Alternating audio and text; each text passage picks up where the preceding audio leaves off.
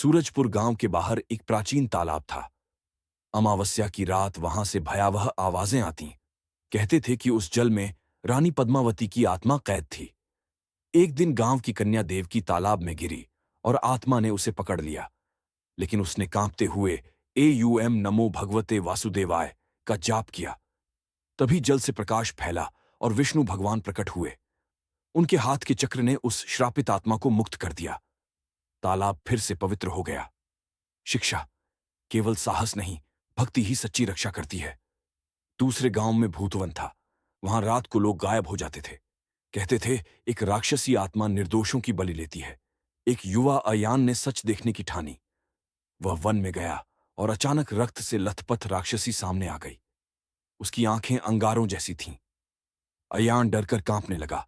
फिर उसने मां काली को पुकारा। अचानक आकाश फटा और मां काली प्रकट हुई।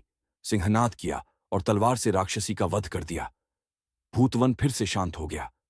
शिक्षा: जब मनुष्य असहाय हो तब भी ईश्वर की शरण उसे बचा लेती है।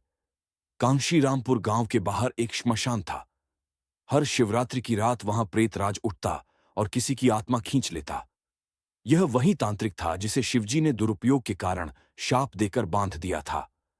एक साहसी युवक भैरव वहां पहुंचा और एयूएम नमः शिवाय का जाप करने लगा।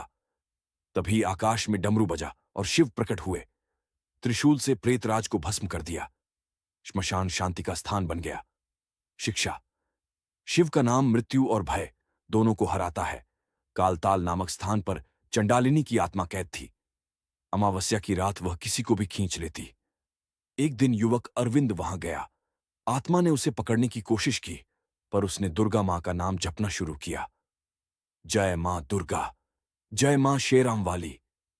अचानक आकाश में प्रकाश हुआ और मां दुर्गा प्रकट हुईं। सिंह पर सवार होकर उन्होंने त्रिशूल से उस आत्मा का वध कर दिया। तालाब पवित्र हो गया और गांव वालों ने वहां मंदिर बनवाया। शिक्षा: आस्था का दीपक अंधकार की हर गहराई को मिटा देता है।